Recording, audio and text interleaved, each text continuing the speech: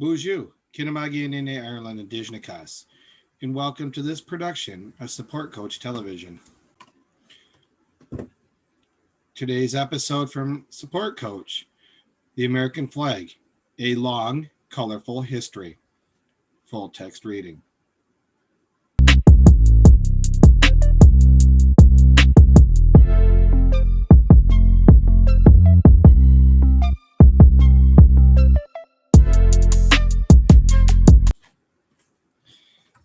This video will be found in the posts for the first, second, and third reads of this week's text.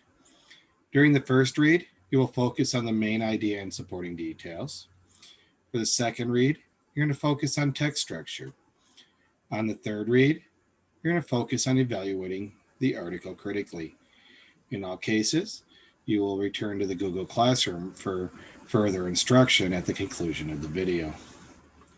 The American Flag, a long, colorful history.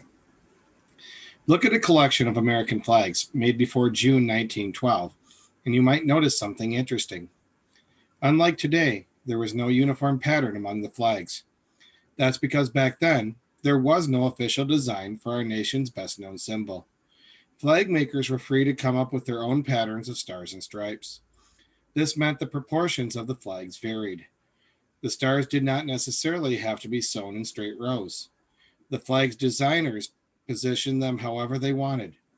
Most of these early flag designs, however, tended to honor tradition by being similar in size and by displaying straight rows of stars.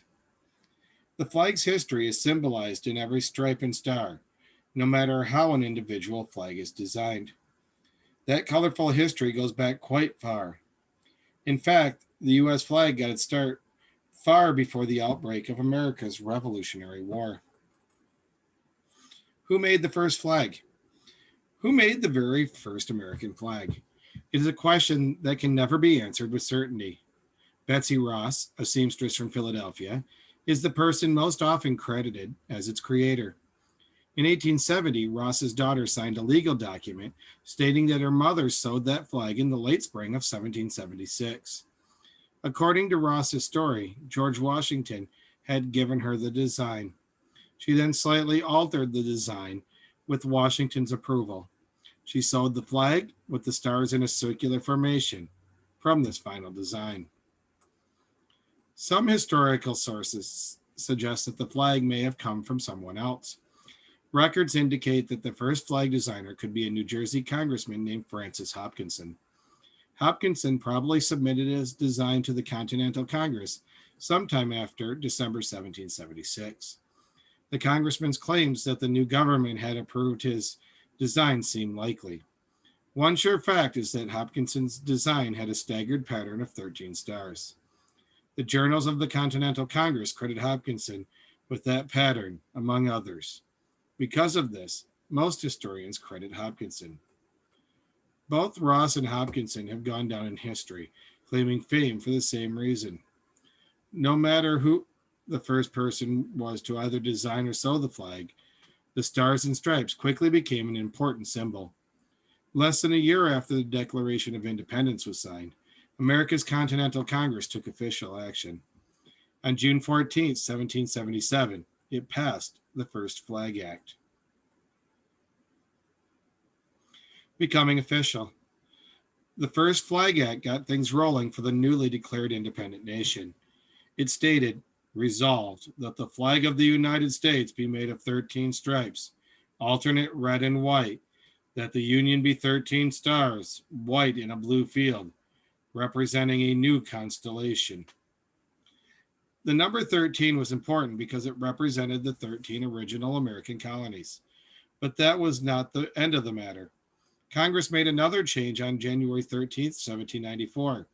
It called for the flag to have 15 stars and 15 stripes. The regulation was created for a good reason. America had gained two new states, Vermont in March 1791 and Kentucky in June 1792. This was the nation's only official flag to display 15 stars and 15 stripes. In some ways, it is the most famous American flag of all.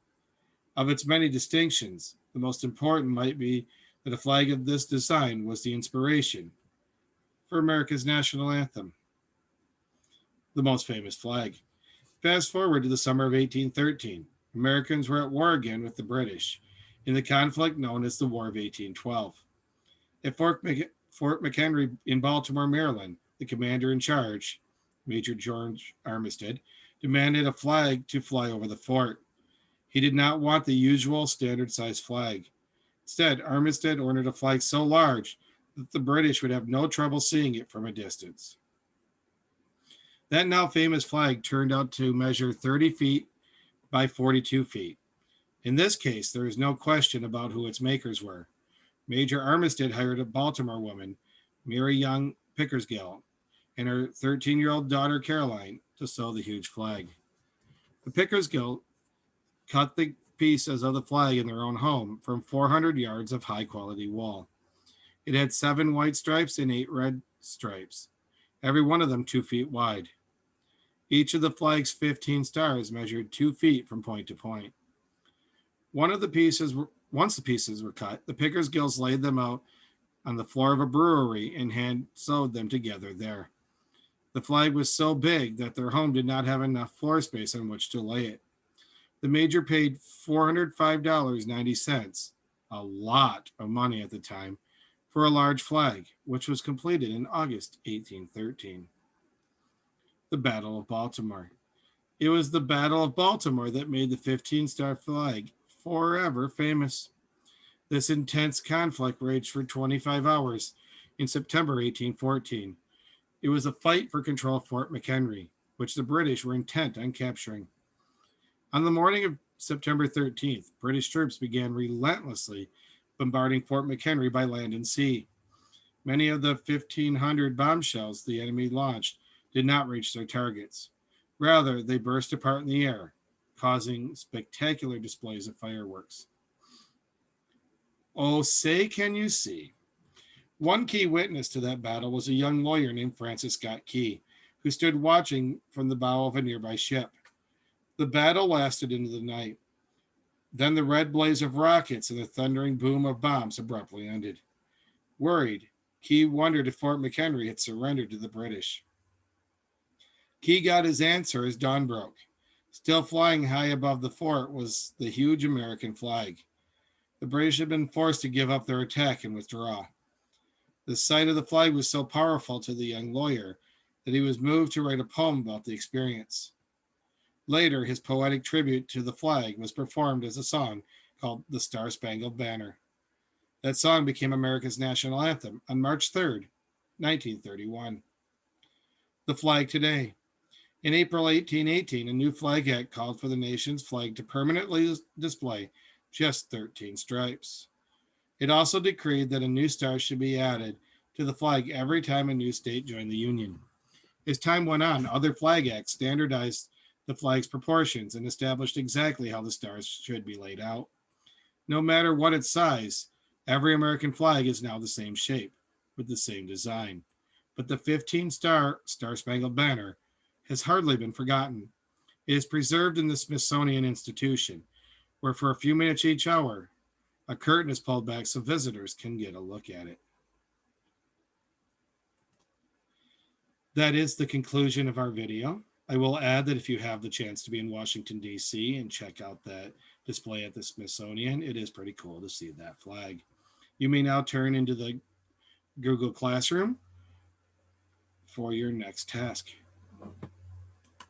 Have a Minogijigad, Minwa, Bamapi.